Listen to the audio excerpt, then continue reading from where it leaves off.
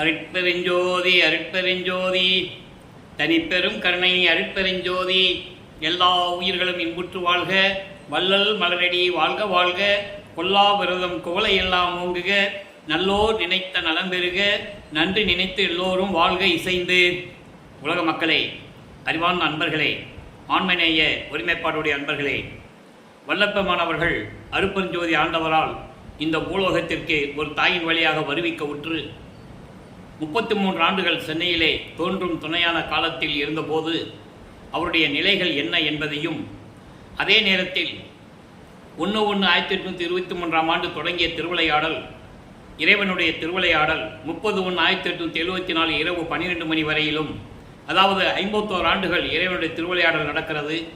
இந்த 51 ஆண்டு திருவிளையாடல்களை 8 ஆண்டுகளாக பிரித்து தன் மகனுக்கு எப்படி அருளை கொடுத்து கொண்டிருக்கிறார் என்ற நிலையை திருவொற்பாவின் பாடலின் மூலமாக பார்த்து கொண்டிருக்கிறோம்.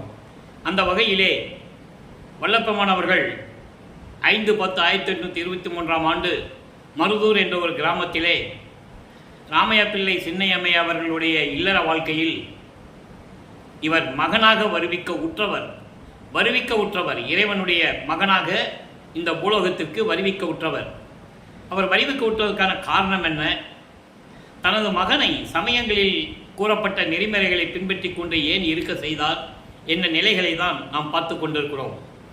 அப்போது 1824 ஆண்டிலிருந்து 1840 ஆண்டுகள் வரை, 16 ஆண்டுகள் வரை நமது பிள்ளை பெருமான் அவருடைய நிலை என்ன, சென்னையிலே அந்த 16 ஆண்டுகள் அவர் எப்படி இருந்து கொண்டிருந்தார் என்பதை தான் நாம் 1ஆம் திருமுறை 2ஆம் திருமுறை பாடலிலிருந்து, அந்த விளக்கங்களிலிருந்து நாம் பார்த்து கொண்டிருக்கிறோம்.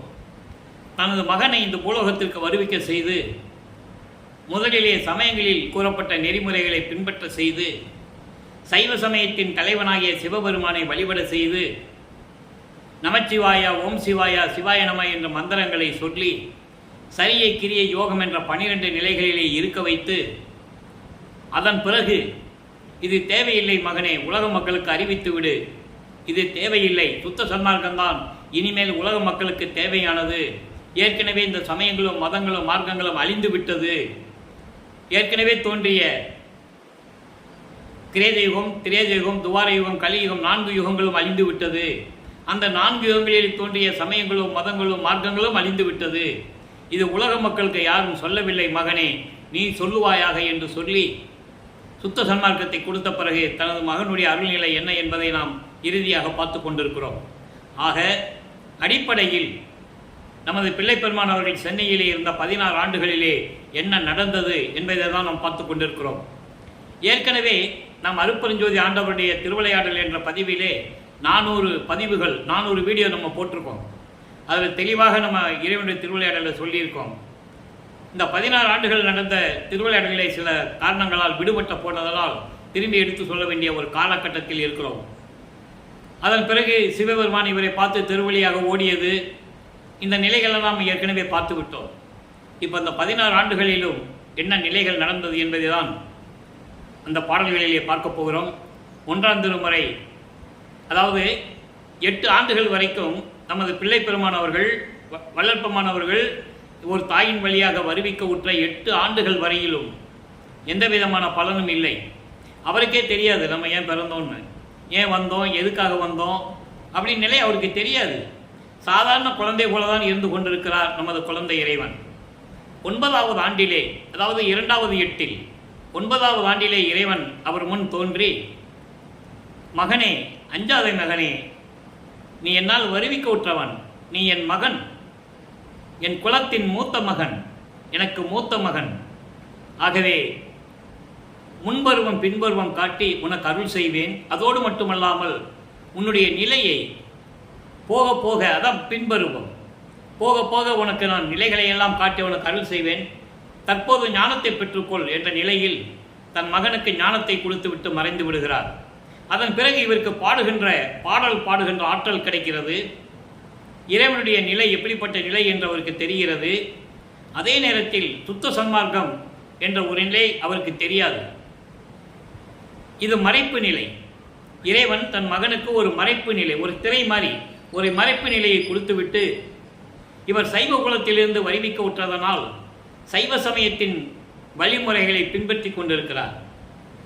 சைவ சமயத்தின் தலைவனாகிய சிவபெருமானை ஏற்றுக்கொண்டு சைவ சமயத்தின் அடையாளமாகிய திருநூரை பூசிக்கொண்டு உத்திராட்ச மாலையை போட்டுக்கொண்டு நமச்சிவாயா சிவாய நம என்று சொல்லி இறைவனை வழிபட்டு கொண்டிருக்கிறார்.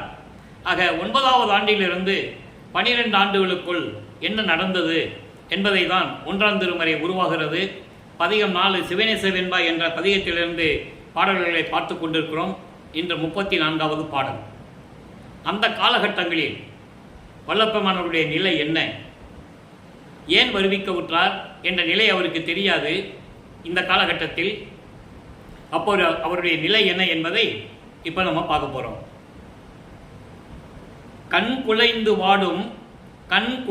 வாடும் கடுநரகில் பேகுரைக்கில் ஒன் குழந்தையேனும் முளை உண்ணாதால் தன்குலைய பூண்டா தார்கொன்றை குறிசடையோய் நின் புகழை வேண்டாதார் வீழ்ந்து விரைந்து. இது பாடல். என்ன சொல்றாருன்னா, இறைவன் இவரை ஆட்கொண்ட பிறகு ஞானத்தை கொடுத்து விட்டார். அதன் பிறகு இவருக்கு பாடுகின்ற ஆற்றல் கிடைத்து விடுகிறது. அப்போ சிவபெருமான் தான் இறைவன் என்று நினைத்து கொண்டு பாடிக்கொண்டிருக்கிறார். அவருடைய நிலையை கூறிக்கொண்டிருக்கிறார். இந்த பாடலுடைய விளக்கம் என்னன்னா, நரகம் சொர்க்கம் என்பது இந்த பூலோகத்தில் தான் இருக்கு. நம்ம செய்கின்ற செயல்களின் மூலமாகவும் நம்ம இன்பமாக இருக்க வேண்டிய நிலை ஏற்படுகிறது. தீயவைகளையும் தீய செயலையும் செய்திருந்தால் அது நரகத்தில் நாம் அனுபவித்துக் கொண்டிருக்கிறோம் என்ற நிலை இருந்து கொண்டிருக்கிறது. அப்போ சொல்றாரு, இந்த பூலோகத்தில் ஒரு குழந்தை, பிறந்த குழந்தை, கண் திறக்காத குழந்தை. ஒரு குழந்தை பிறக்கும்போது கண்ணு திறக்க முடியாது இல்லையா? அப்போ கண்ணு திறக்க முடியாமல் ஒரு வாடுகின்ற ஒரு குழந்தை, கண் திறக்க முடியாமல் துன்பப்பட்டு கொண்டிருக்கின்ற ஒரு குழந்தை, ஒரு தாயின் கருவறையிலிருந்து குழந்தை வருது. அப்போ அந்த கண்ணு கூசும். அந்த குழந்தைக்கு வெளிச்சத்தை பார்த்த உடனே 10 மாதம் இருட்டறையிலே இருக்குது. அதை வளர்ப்பமனே கூறுவார். அந்த ஒரு தாயின் கருவறையில் இவர் 10 மாதம் எப்படி இருந்தார் என்றதை மகாதேவ மாலையில் சொல்லுவார். அதை நம்ம பின்னால் பார்க்க போகிறோம். அப்போ அந்த 10 மாதம் ஒரு கருவறையில் இருந்த குழந்தை திடீர்னு வெளிச்சத்தை பார்த்த உடனே கண்ணு கூசும். அந்த குழந்தை நினைக்குமா, இந்த பூலோகத்திலிருந்து பிறந்துட்டோமே, இந்த தீய செயல்களையும் தீய காரியங்களையும் இப்படியெல்லாம் நம்ம பார்த்து துன்பப்பட போகிறோமோ அப்படின்னு நினச்சிக்கிட்டு தாயினுடைய முலையில் பால் கூட குடிக்காதான். எப்படி அருமையாக சொல்கிறான்னு நீங்கள் கவனிச்சுக்கணும். தாயின் மார்பகத்தில் அந்த முளைப்பால் குடிக்கிறதுக்கு கூட ஏன் பிறந்தோம், இந்த நரகத்தில் ஏன் பிறந்தோம்னு நினச்சிக்கிட்டு ரொம்ப கஷ்டப்படுவோம் அந்த குழந்தை உள்ளத்தில் நினச்சிக்கிட்டு. அப்படிப்பட்ட ஒரு நிலை எதற்கு சமம் என்றால், எடுத்துக்காட்டு சொல்லுகிறார். எதுக்கு சமம் என்றால் சொல்றாரு, தன் கொலைய பூண்டா கொன்றை புரி சடையோய். அதாவது புத்தம் புது மலராகிய தேன் சொரியும் புத்தம் புது மலராகிய கொன்றை மலர்களை மாலையாக தொடுத்து உனது பின்னிய சடையில் சூழ்ந்து கொண்டிருக்கின்ற, அதாவது அந்த சடையில் இந்த பூக்களை வைத்து கொண்டிருக்கின்ற இறைவனே என்று சொல்கிறார். அதாவது சிவபெருமானுக்கு ஏற்ற மலர் கொன்றை மலர். அதை சொல்றாரு, சடையிலே கொன்றை மலர் சூழிக்கொண்ட இறைவனே, உன்னுடைய புகழை பற்றி பேசாதவர்கள், வணங்காதவர்கள், போற்றி வணங்காதவர்கள் விரைவில் எப்படி வீழ்ந்து விடுவார்களோ, இந்த மண்ணில் பிறந்து உன்னை பற்றி பேசாதவர்கள், வணங்காதவர்கள் எப்படி இந்த மண்ணில் மறைந்து விடுவார்களோ, இறந்து விடுவார்களோ, அந்த நிலை போல ஒரு பிறந்த குழந்தை கூட இந்த பூலோகத்தில் நடக்கின்ற தீய செயல்களையும் தீய காரியங்களையும் கேள்விப்பட்டு இந்த நரகத்தில் ஏன் பிறந்தோம் என்று வாடுமே அந்த குழந்தை. அப்போ அந்த தாயின் மார்பகத்திலே பால் கூட குடிக்க முடியாமல் திணறிக்கிட்டு இருக்குமா இதை நினைச்சு. அதுபோல உன்னுடைய புகழை பற்றியும் உன்னை பற்றி வணங்காதவர்களையும் நினைத்து பார்க்கும்போது அவர்களுடைய நிலை என்ன? இந்த மண்ணிலே வீழ்ந்து இறந்து போகின்ற நிலை. இதன் மூலமாக இதனுடைய பாடலுடைய மைய கருத்து, இறைவனை மனதில் நினைத்து வணங்க வேண்டும் என்று கூறுகிறார்.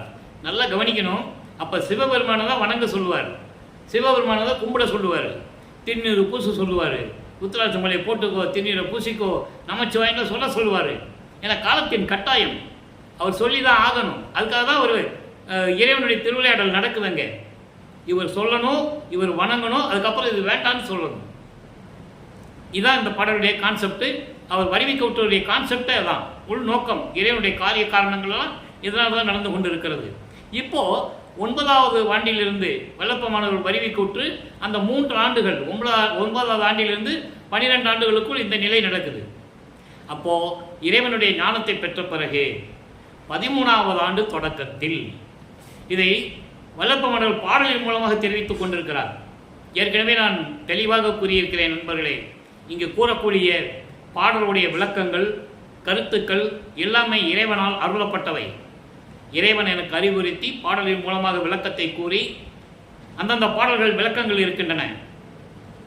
இந்த விளக்கத்திற்கு தேவையான பாடல் மெய்யருள் வியப்பு என்ற பதிகத்திலே 6ஆம் திருமுறையிலே 112வது பதிகத்திலே இருக்கிறது.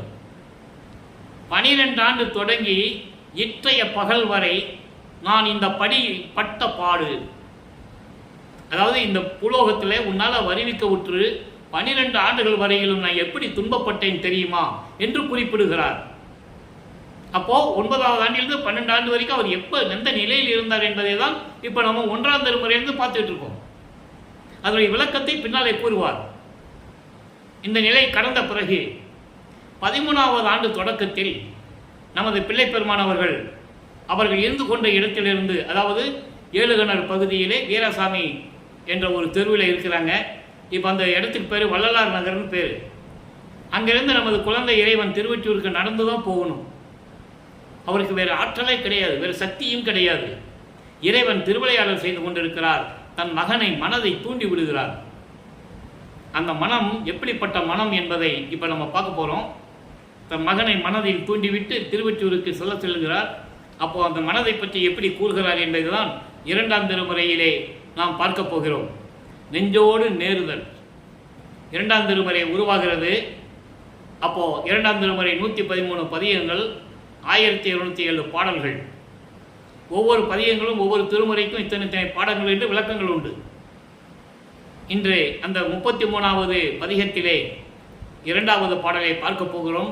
நெஞ்சோடு நேருதல், மனதோடு பேசுவது.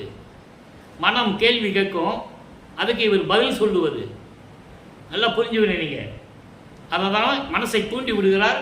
மனத்தை கேள்வி கேட்க சொல்லுகிறார். தன் மகனிடம் அவர் பதில் சொல்லுகிறார். மனதிடம் பதில் சொல்லுவது போல உலக மக்களுக்கு தன்னுடைய நிலையை விளக்கி கொண்டிருக்கிறார் நமது இறைவன் பிள்ளை பெருமான் அவர்கள். நான் வல்லப்பமான இறைவன் என்றுதான் சொல்லுவேன்.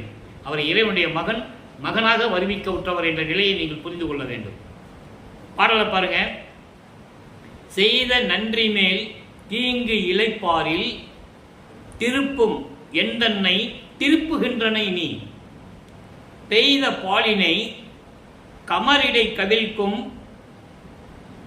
பேதையாதலில், தன்னுடைய நிலையை சொல்றார். பெய்த பாலினை கமரிடை கவிழ்க்கும் பேதையாதலில் பிறழ்ந்தனை, பிறழ்ந்தனைன்னா பிரட்டி போடுறது, பிறழ்ந்தனை உன்னை நான் வைத போதினும் வாழ்த்தன நினைத்து மறுத்து நீங்கி அவ்வழி நடக்கின்றாய். கொய்த கோட்டினை நட்டனை வளர்ப்பாய், கொடிய நெஞ்சமே மடியற்கு இலையே. இது பாடல் உங்களுக்கு கேட்கறது கொஞ்சம் கஷ்டமாக தான் இருக்கும். எளிமை, மிகவும் விளக்கம் ரொம்ப எளிமையானது, மிகவும் எளிமையானது. அதாவது செய்த நன்றியை மறந்து தீங்கு செய்தவர்களின் இடத்திற்கு என்னை திருப்பி விடுகிறாய், எந்தனை நீ திருப்புகின்றனை. செய்த நன்றியை மறந்துவிட்டு மனிதர்கள் செய்த நன்றியை மறந்து விடுகிறார்கள். அப்படிப்பட்டவர்கள் தீங்கு செய்கின்றவர்களுடைய இடத்தில் என்னை நீ திருப்புகின்றாய். அப்படி என்ன அர்த்தம்? நீ திருவிளையாடல் செய்து கொண்டிருக்கிறாய் என்னிடம் என்பது எனக்கு நல்லா தெரியும். நான் வழி செல்ல மாட்டேன். நீ என்னதான் என்னை திருப்பி நடத்தினால் சரி, எனக்கு தெரியும், உன்னை நான் விடமாட்டேன் என்ற நிலையில் இந்த நிலையை கூறுகிறார். அப்போ அந்த நிலைக்கு என்னை திருப்புகின்றாய் நீ. பெய்த பாலினை கமரிடை கவிழ்க்கும் பேதையாதலில். என்னை நீ என்ன நினச்சிட்டு இருக்க? பசும் பாலை, ஒரு பசுமாட்டிலிருந்து பாலை கறந்து அந்த பாலை கொண்டு போய் நெருப்புல கொட்டுறவன் அறிவில்லாதவன் நீ நினைச்சிட்டு இருக்க. அப்படிப்பட்டவனு நீ நினைச்சிட்டு இருக்க. பிறந்தனை என்னை வேறு விதமாக நடத்துகின்றாய். என்னை வேறு விதமாக நீ நடத்துகின்றாய். உன்னாலே வருவிக்க உற்று இற்றைய பகல் வரை நான் படுகின்ற துன்பங்கள் எல்லாம் மனதில் கொண்டு நீ என்னிடம் திருவிளையாடல் செய்து கொண்டிருக்கிறாய் என்பது எனக்கு தெரியும். ஒரு பசும்பாலை கறந்து அதை கொண்டு நெருப்புல கொட்டுற அறிவில்லாதவன் நீ என்னை நினைச்சுக்கிட்டு என்னை வேறு பக்கமாக திருப்புறதுக்கு நீ முயற்சி பண்ற.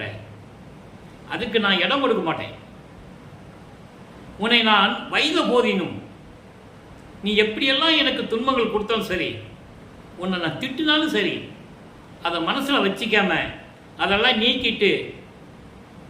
நீக்கி அந்த குற்றங்களையெல்லாம் மனசில் வச்சிக்காம அதெல்லாம் மன்னித்து அவ்வழி நடக்கின்றாய். என்னை நான் செய்த பிள்ளைகளெல்லாம் மன்னித்து என்னை ஒரு வழியில் நடத்தி கொண்டிருக்கிறாய். அடுத்து சொல்றார் பாருங்க, கொய்த கோட்டினை நட்டனை வளர்ப்பாய். கொய்த கோட்டினை என்பது ஒரு மரத்திலிருந்து ஒரு கிளையை வெட்டி நட்டி வைக்கிறோம். எதுக்காக நட்டி வைக்கிறோம்? அந்த மரம் வளரணும்.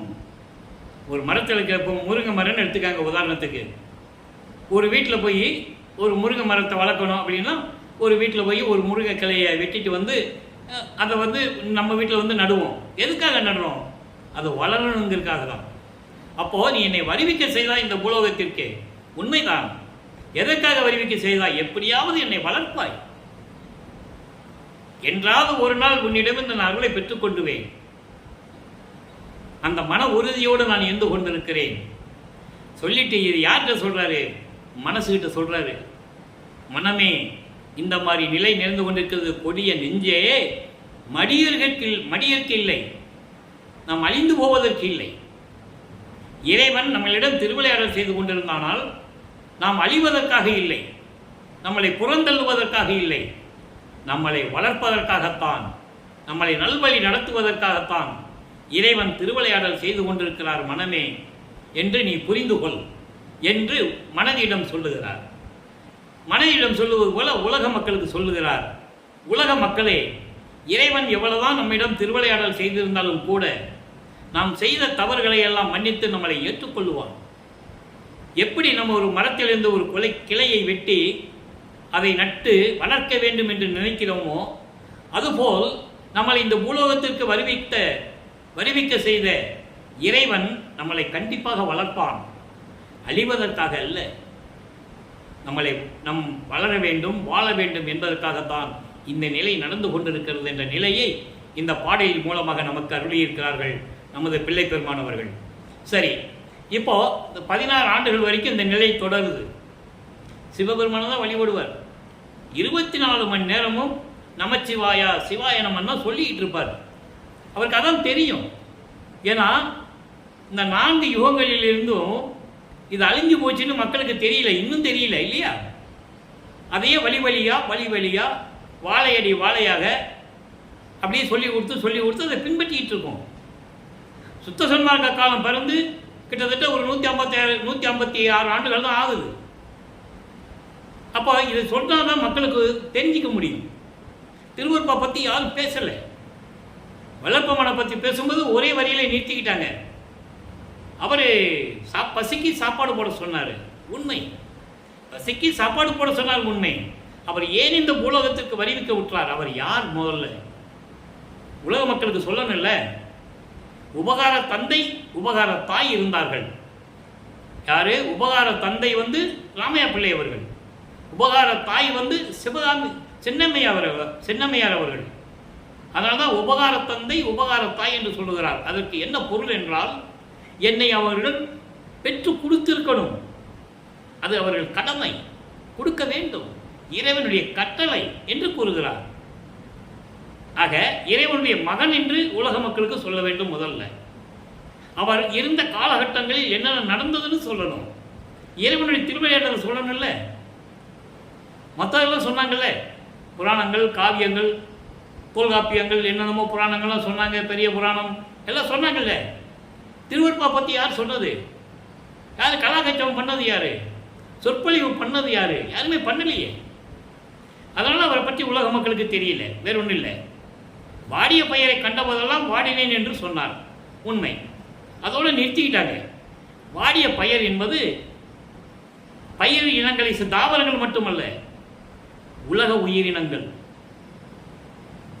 எத்தனையோ லட்சம் யோனிகளில் பிறந்த உயிரினங்கள் உண்டு. 84 லட்சம் என்று சொல்லுவார். அத்தனை உயிர்களும் துன்பப்படும் போது நான் வாடினேன் என்று பொருள். வெறும் பயிர் தாவர இனத்தை மட்டும் கட்டி பிடிச்சிட்டு அழுகல அவர். அந்த நிலையை மாற்ற வேண்டும். வாடிய பயிரை கண்ட போதெல்லாம் வாடினேன் என்பது உலக உயிர்களை சொல்லுகிறார். 84 வகை யோனிகளிலிருந்து பிறந்த உயிர் வகைகளை சொல்லுகிறார். அத்தனை உயிர்கள் வாடும்போது அதை கண்டு வாடினேன் என்றுதான் அதற்கு பொருள். இதை மட்டும்தான் சொன்னாங்களே தவிர வல்லப்பமானுடைய நிலைகளை மற்ற யாருமே சொல்லவில்லை.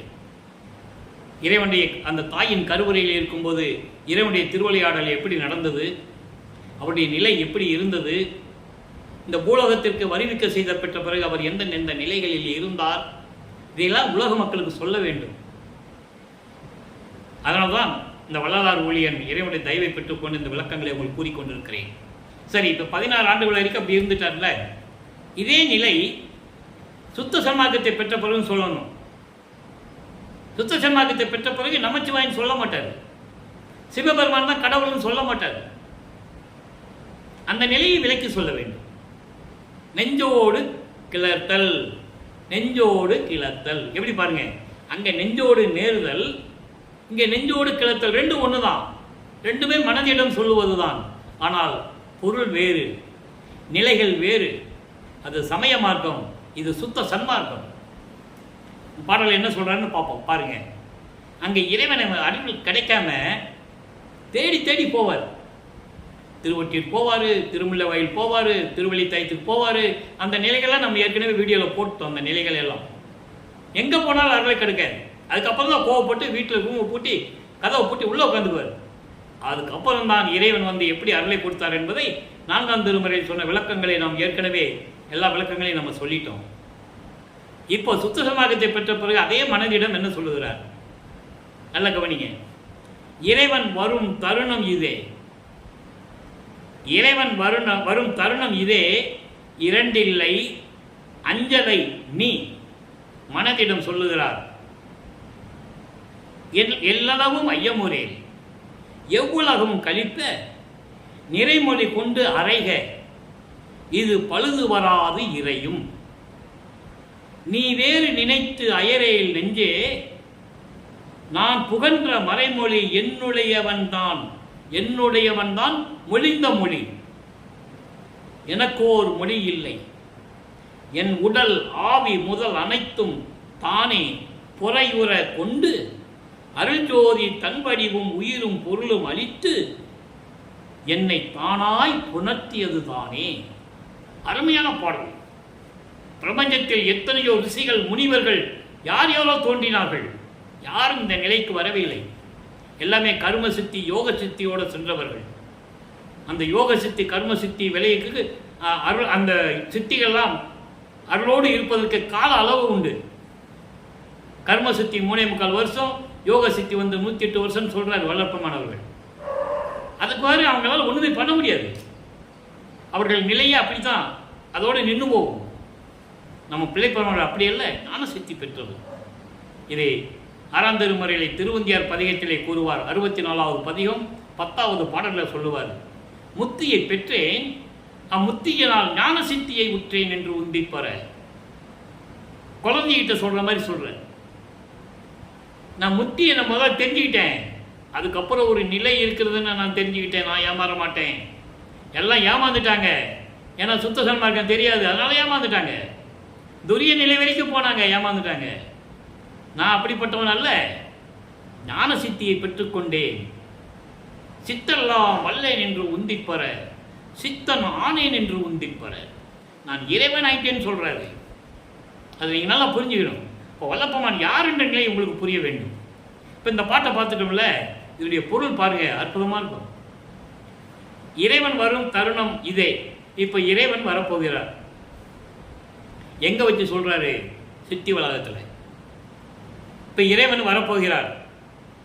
இரண்டில்லை என்பது சந்தேகம் இல்லை. 1, 2 என்ற பேதம் இல்லை, சந்தேகம் இல்லை. நீ பயப்படாதே மகனே, மனமே, நீ பயப்படாதே மனமே. இறைவன் வருகிற நேரம் வந்துச்சு, இதில் சந்தேகம் இல்லை. நீ பயப்படாதே மனமே, எல்லளவும் ஐயமுறை. எல்லா அளவு கூட, சிறிது அளவு கூட நீ சந்தேகப்பட வேண்டாம். சந்தேகப்படாத, பயப்படாத. எவ்வுலகமும் கழித்த, எல்லா உலகங்களும் மகிழும்படி, எல்லா உலகங்களும் மகிழ நிறைமொழி கொண்டு அறைக. எல்லா உலகங்களும் சந்தோஷமாக இருக்கும்படி மனப்பூர்வமாக நீ இதை சொல்லிவிடு, உலகத்தில் சொல்லிவிடு. எங்கே சொல்றாரு? மனதிடம் சொல்லுகிறார். மனதிடம் சொல்லுவது போல இவர் உலக மக்களுக்கு சொல்லுகிறார். உலக மக்களை, இறைவன் வருகின்ற நேரம் வந்து விட்டது, இதில் சந்தேகம் இல்லை. மனப்பூர்வமாக சொல்லுகிறேன், இறைவன் வந்து விடுகிறான். நிறைமொழி கொண்டு அறைக, இது பழுது வராது இறையும். நீ சொல்லிடும் மனமே, இதில் எந்த விதமான இழிவு வராது, பழி வராது உன் மேலே.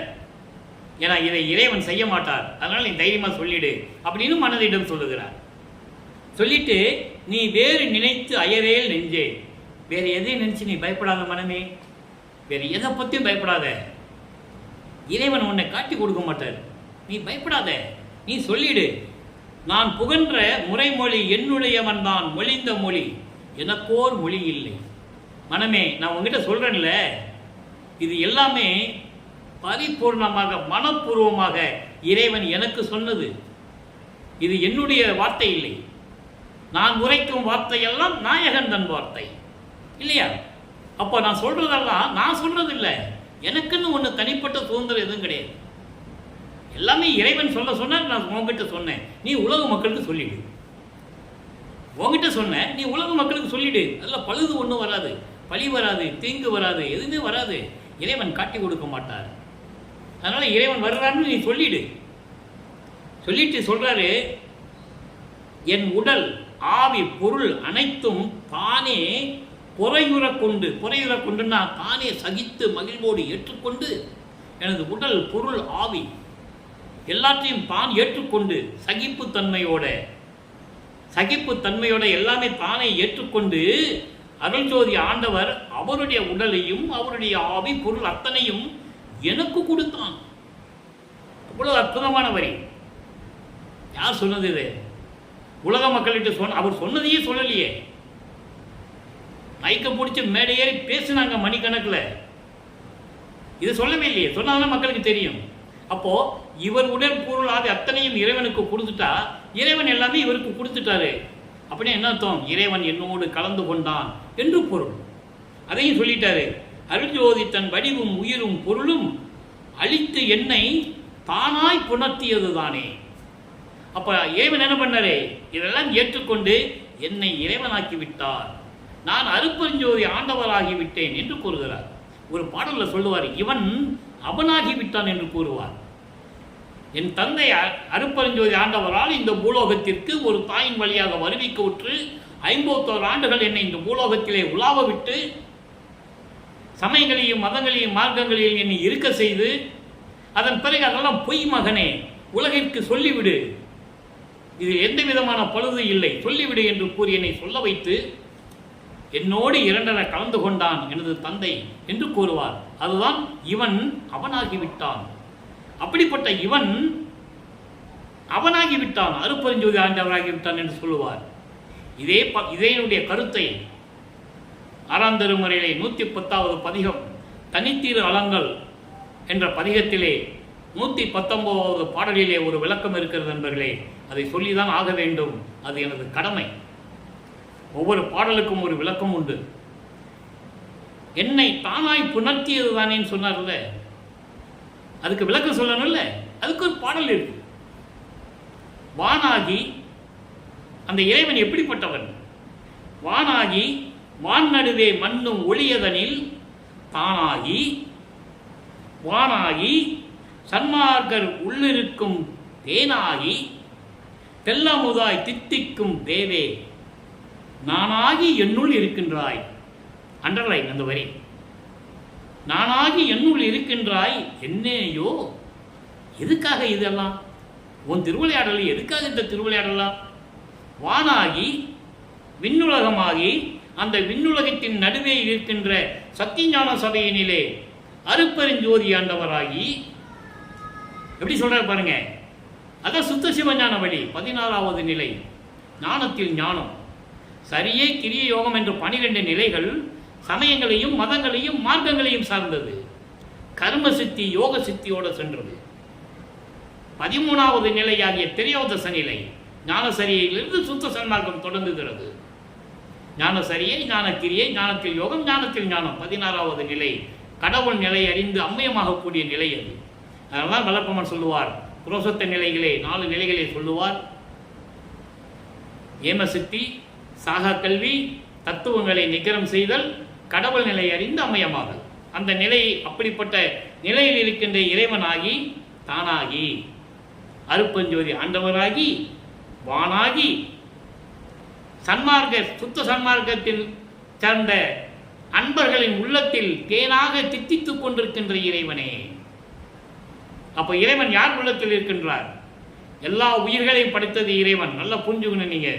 அப்ப எல்லா உயிரிடத்திலும் இறைவன் இருக்கணும் இல்லையா? இருப்பாரு.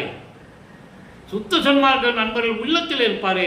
மற்றவங்க கொலையும் புலையும் தவிர்க்காதவர்கள், மாமிசம் உண்ணுகின்றவர்கள், உயிர்களை கொலை செய்கின்றவர்கள், உயிர் இரக்கம் இல்லாதவர்கள், அவர்கள் உள்ளத்தில் இருந்து வெளியே இருப்பார், புறத்தில் இருப்பார், அகத்தில் இருக்க மாட்டார். அதான் அகவினத்தார் புறவினத்தார் என்று கூறுகிறார். நல்லா புரிஞ்சுக்கணும் நீங்க. இப்படி விளக்கமா சொன்னாதான் மக்களுக்கு புரியும். அப்போ மக்களுக்கு தெரியும், ஓஹோ சுத்த சன்மார்க்கம்னா நம்ம மாமிசத்தை விட்டுடும் தெரியும், எந்த உயிரையும் கொலை செய்யக்கூடாது அப்படின்னா தான் இறைவன் நம்ம உள்ளத்தில் இருப்பாரு, இல்லைன்னா நம்ம வெளியே தான் இருப்பாரு அப்படின்னு அவங்களுக்கு தெரியும். அதாங்க சொல்றாரு, சன்மார்க்க உள்ளத்தில் இருக்கின்ற இறைவன் யார்? அருப்பெருஞ்சோதி ஆண்டவர்.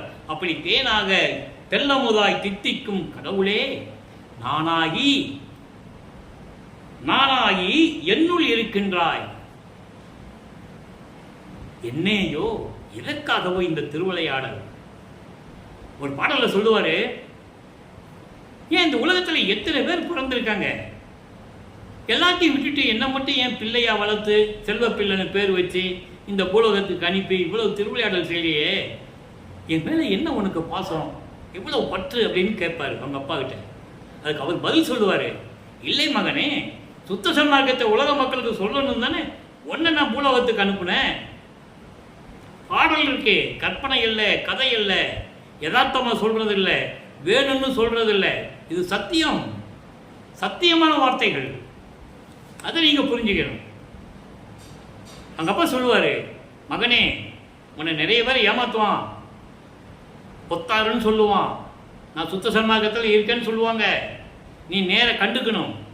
இவன் சுத்த சன்மார்க்கத்தை சேர்ந்தவனா, சமயங்களையும் மதங்களையும் மார்புகளையும் சேர்ந்து புலால் சாப்பிட்றவன், உயிர்களை கொலை செய்கிறவன நீ தான் பார்க்கணும். சுத்த சன்மார்க்க உள்ளவங்களுக்கு நீ அருளை கொடுத்துரு, நீ என்கிட்ட கேட்க வேண்டாம். மகனுக்கு சொல்றாருங்க, உத்தரஞான சிதம்பரம் மலையில பாட்டில் இருக்கு. அப்ப நம்ம என்ன பண்ணணும், அதை நம்ம இருக்க பிடிச்சிக்கணும். மற்றவங்களுக்கு நீ விட்டுரு, அவங்களுக்கு பரிகாரம் என்ன பண்ணணும் நான் பண்ணிக்கிறேன். சுத்த சன்மார்க்க சேர்ந்தவனுக்கு நீ அருளை கொடுத்துரு, என்கிட்ட கேட்க வேண்டாம். அப்படிங்கும்போது நம்ம அந்த நிலைக்கு வரணும். சுத்த சன்மார்க்கத்தை சேர்ந்துட்டு சுத்த சன்மார்க்க நெறிகளை பின்பற்ற வேண்டும். அப்போ இறைவன் இவரோட கலந்து விட்டார். ஆக இவருடைய நிலைகள் எப்படி இருந்தது பார்த்தீங்களா? வருவிக்க விட்டு 16 ஆண்டுகள் வரைக்கும் சென்னையில் இருக்கும்போது அவருடைய நிலை என்ன, சுத்த சன்மார்க்கத்தை பெற்ற பிறகு அவருடைய நிலை என்ன, அப்படிங்கும்போது நமக்கு தெளிவாக தெரியும். சமயங்களும் மதங்களும் மார்க்கங்களும் தனிப்பட்ட ஒரு நிலை, அதற்கும் சுத்த சன்மார்க்கத்துக்கு சம்பந்தம் இல்லை. சுத்த சன்மார்க்கத்திற்கு எந்த விதமான இந்த நெறிமுறைகள் தேவையில்லை, உருவ வழிபாடு தேவையில்லை. அதில் சொல்லப்பட்ட சங்கற்ப விகற்பங்களை நம்ம செய்ய வேண்டிய அவசியம் இல்லை. சங்கற்ப விகற்பங்கள் என்பது இந்த பழக்க வழக்கங்கள். உதாரணத்திற்காக சைவ சமயத்துடைய பழக்க வழக்கம் என்ன? போடணும், திருநீர் எடுத்து நெத்தியில் பூசிக்குவாங்க. பூசும்போது சிவாயனமா நமச்சிவாயன்னு பேரை சொல்லிக்குவாங்க. குத்து விளக்கேற்றி மணிக்கணக்கில் மந்திரத்தை சொல்லி பூ போட்டு அதை போட்டு இதை போட்டு வழிபடுவாங்க. சுத்த சன்மார்க்கத்திற்கு தேவையில்லை. தீபத்திற்கு, நெருப்புக்கு, ஒளிக்கு எதுக்கு பூ? பூ போட்டு நம்ம வாழ வேண்டிய அவசியம் இல்லை. அதான் சுத்த சன்மார்க்கம். அதான் சங்கற்ப விருப்பங்களின்னு சொல்றாரு. விண்ணப்பத்தில் சொல்லுவார்ல, எல்லாமுடைய அருப்பெருஞ்சோதி அற்புத கடவுளே, இது தொடங்கி எக்காலத்தும் சுத்த சன்மார்க்கத்தின் முக்கிய தடைகளாகிய சமயங்கள், மதங்கள், மார்க்கங்கள் என்பவற்றின் ஆசார சங்கற்ப விகற்பங்களும் வருணம் ஆசிரமம் போதிய உலக மகா சங்கற்ப விகற்பங்களும் எங்கள் மனதில் பற்றாவண்ணம் அருள் செய்தல் வேண்டும். சுத்த சன்மார்க்கத்தின் முக்கிய லட்சியமாகிய ஆன்மநேய ஒருமைப்பாட்டுரிமை எங்களுக்குள் எக்காலத்தும் எவ்விடத்தும் எவ்விதத்தும் எவ்வளவும் விலகாமல் நிறைந்து விளங்க செய்வித்து அருளல் வேண்டும். அதிலேயே உங்களுக்கு எல்லா விளக்கம் புரியும். அப்போ சுத்த சன்மார்க்கம் என்பது வேறு. சுத்த சன்மார்க்கத்தின் இறைவன் அருப்பெருஞ்சோதி ஆண்டவர் தான் உண்மையான இறைவன். ஆதிய மந்தமில்லா தோன்றிய இறைவன், சுயமாக தோன்றிய இறைவன். எனவே உலக மக்களை நீங்கள் எல்லாம் சுத்த சன்மார்க்கத்தில் இணைந்து அருப்பெருஞ்சோதி ஆண்டவரை ஜோதி வடிவில் இருக்கிறார் ஜோதி வழிபாடு செய்து அருப்பெருஞ்சோதி அருப்பெருஞ்சோதி தனிப்பெருங்கருணை அருப்பெருஞ்சோதி என்ற மகாமந்திரத்தை சொல்லி இறைவனுடைய அருளையும் செல்வங்களையெல்லாம் நீங்கள் பெற்றுக்கொண்டு இந்த வையகத்தில் நீங்கள் வாழ்வாங்கு வாழ வேண்டும். நோயற்ற வாழ்வில் வாழ வேண்டும். மரணமில்லா பெருவாழ்வில் நீங்கள் வாழ வேண்டும் என்று இறைவனுடைய தயவையும் கருணையும் பெற்ற வள்ளலார் ஊழியன் என்ற நிலையில் நானும் வாழ்த்தி வணங்கி விடைபெறுகிறேன். நன்றி, வணக்கம். அருட்பெருஞ்சோதி அருட்பெருஞ்சோதி தனிப்பெருங்கருணை அருட்பெருஞ்சோதி. நாளையும் பாடல்களுடைய விளக்கம் வரும். கண்டு கேட்டு மகிழ்ந்து இறைவனர்களை பெற்றுக்கொள்ளுங்கள்.